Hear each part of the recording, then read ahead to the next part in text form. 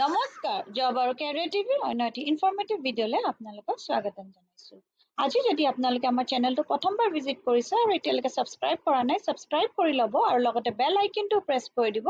Informative ভিডিঅ'সমূহ upload কৰিম আপোনালোকৰ ওচৰত নটিফিকেশ্যনটো আহি যাব। আজি মই যোনখিনি চাকৰিৰ বিষয়ে আপোনালোকক জনাবলৈ গৈ আছোঁ সেইখিনি আহিছে BSFৰ ফালৰ পৰা মানে বৰ্ডাৰ ছিকিউৰিটি ফ'ৰ্চ আৰু ইয়াত বিভিন্ন ধৰণৰ ভেকেঞ্চিজ আহিছে। কনষ্টেবল ট্ৰেডছমেনৰ পৰা আৰম্ভ কৰি কনষ্টেবল স্পৰ্টছ কোটালৈকে মই সকলো ডিটেইলছ আপোনালোকক দেখাই যাম। আপোনালোক যদি এলিজিবল আৰু ইণ্টাৰেষ্টেড হয় এপ্লাই কৰি দিব পাৰিব। টোটেল ইয়াতে পোষ্ট ওলাইছে 3588টা পোষ্ট ওলাইছে আৰু এপ্লিকেশ্যন অনলাইন প্ৰচেছটো ষ্টাৰ্ট হৈ গৈছে।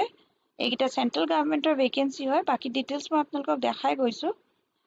ফৰ মেইলছৰ কাৰণে কি ভেকেঞ্চি আছে ইয়াতে মেইলছ আৰু ফিমেলছৰ কাৰণে বেলেগ বেলেগ পোষ্ট আছে। প্ৰথমতে মই মেইলৰখিনি দেখাই যাওঁ। কনষ্টেবল আছে, কনষ্টেবল কবলাৰ মানে মুচি পদ আছে। ইয়াতে 24টা আছে। আনৰিজাৰ্ভ কেটেগৰীত আছে EWSত 5টা আছে, OBCত 19টা, SCত 10টা, STত 7টা আৰু টোটেল আছে 65টা। তাৰপিছত টেইলাৰৰ আছে 7টা, 1টা, 5টা, 4টা, 1টা এনেকৈ কৰি 18টা। কাৰ্পেণ্টাৰৰ আছে পোষ্ট ইয়াত 38টা। প্লাম্বাৰৰ 10টা আছে, কনষ্টেবল পেইণ্টাৰৰ 5টা আছে, ইলেক্ট্ৰিচিয়ানৰ 4টা আছে। কুকৰ ভেকেঞ্চি ওলাইছে 1462টা। তাৰপিছত ৱাটাৰ কেৰিয়াৰৰ ভেকেঞ্চি আহিছে 699টা। ৱাছমেনৰ আহিছে 320টা। বাৰ্বাৰ তাৰমানে নাপিতৰো আছে 115টা। তাৰপিছত চুইপাৰৰ ওলাইছে 652টা। ৱেটাৰৰ আছে 13টা।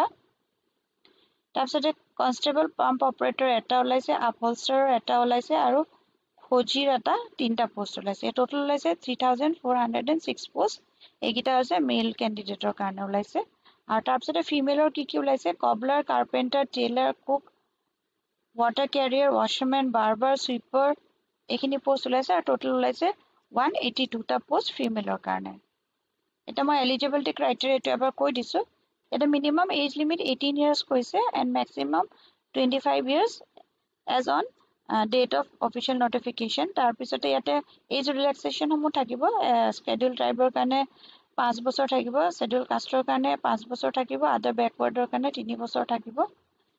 এডুকেশ্যনেল কোৱালিফিকেশ্যন ইয়াত কৈছে কুক, ৱাটাৰ কেৰিয়াৰ আৰু ৱেটাৰৰ কাৰণে class 10 pass with food production kitchen course from NSDC or recognized institute, carpenter, plumber, painter, electrician, pump operator, হোলষ্টাৰ ইয়াৰ কাৰণে 10 pass plus 2 years ITI in trade or 1 year ITI vocational course plus 1 year experience আৰু cobbler, tailor, washman, barber, sweeper, খোজি এইবিলাকৰ কাৰণে 10 pass with skill in trade must pass trade test এইখিনি কৈছে।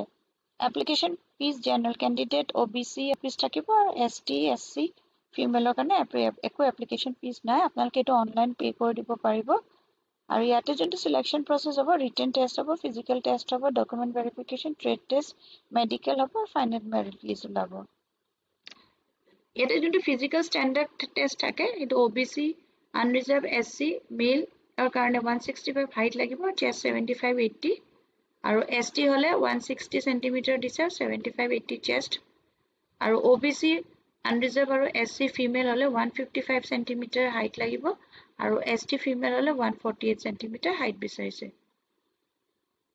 আৰু ফিজিকেল এফিচিয়েঞ্চি টেষ্টত ৰানিং থাকিব।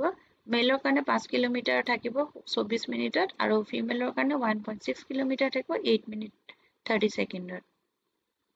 ইয়াতে যোনটো কুৱেশ্যন পেপাৰ হ'ব জেনেৰেল নলেজ বা এৱাৰনেছৰ 25টা কুৱেশ্যন থাকিব 25 মাৰ্কৰ। এলিমেণ্টাৰী মেথমেটিক্সৰ 25টা কুৱেশ্যন 25 মাৰ্কছৰ থাকিব। Analytics aptitude and ability to observe distinguish patterns 25 marks থাকিব 25টা question. Basic knowledge of English বা হিন্দী 25টা কুৱেশ্যন থাকিব 25 মাৰ্কছৰ। টোটেল 100 কুৱেশ্যনছ 100 মাৰ্কছৰ থাকিব।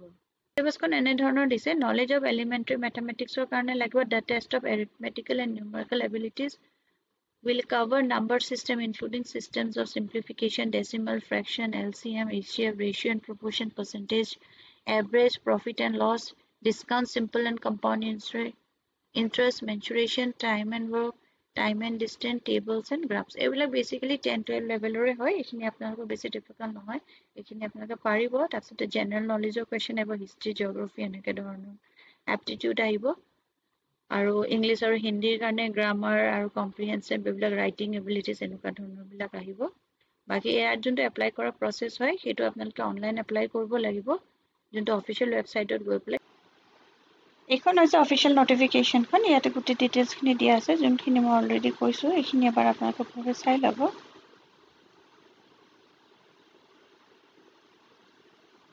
আৰু আপোনালোকে অনলাইন এপ্লাই কৰিবলৈ এইটো যোনটো অফিচিয়েল ৱেবছাইট হয় তাতে যাব গৈ পেলাই এইটো কনষ্টেবল ট্ৰেডছমেন এইটো ইয়াতে গৈ পেলাই আপোনালোকে এপ্লাই হিয়াৰ কৰিব এপ্লাই হিয়াৰ কৰাৰ পিছতে এইখন পেজ খোল খাই যাব ইয়াতে প্ৰথমতে আপোনালোকে এবাৰ ৰেজিষ্ট্ৰেশ্যন কৰি ল'ব নামটো দিব mobile number email ID generate OTP আৰু তাৰপিছতে আপোনালোকে বাকী ৰেজিষ্ট্ৰেশ্যন প্ৰচেছটো কৰিব পাৰিব ইয়াৰ পিছত ইয়াতে আৰু কেইটামান ভেকেঞ্চি আহিছে সেইকেইটা মই আপোনালোকক দেখাই দিছোঁ সেইকেইটা স্পৰ্টছ কোটাত আহিছে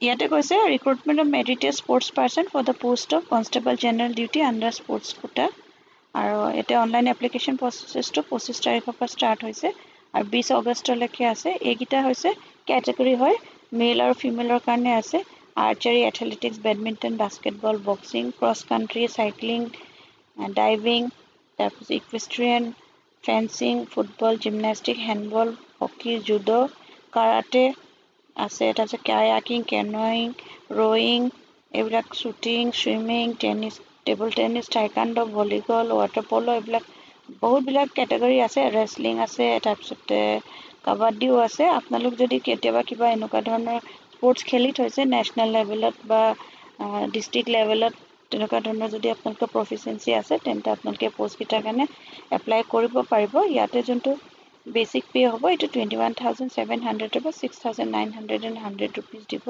আৰু ইয়াৰ কাৰণে আপোনালোকে অফিচিয়েল ৱেবছাইটটোত যাই পেলাই আপোনালোকে এপ্লাই কৰিব পাৰিব যোনটো মই দেখাইছোঁ ইয়াতে এজ ক্ৰাইটেৰিয়া 18 পৰা 23 ইয়াৰ্ছ দিব আৰু ৰিলেক্সেশ্যন থাকিব এজ পাৰ প্ৰিভেলেণ্ট ৰিক্ৰুটমেণ্ট ৰুলছ ইয়াতে যোনটো কোৱালিফিকেশ্যন হ'ব লাগিব মেট্ৰিক পাছ বা ইকুইভেলেণ্ট হ'লে আপোনালোকে এপ্লাই কৰিব পাৰিব আৰু বাকী এইখিনি ৰুলছ এণ্ড ৰেগুলেশ্যনছখিনি চাই ল'ব গোটেইখিনি মই কৈ নিদিওঁ এনেকুৱা ধৰণৰ যদি আপোনালোকে গেম খেলি থৈছে marks for gold medal marks for silver medal সেই হিচাপে আপোনালোকৰ মাৰ্কিংছখিনি কৰা হ'ব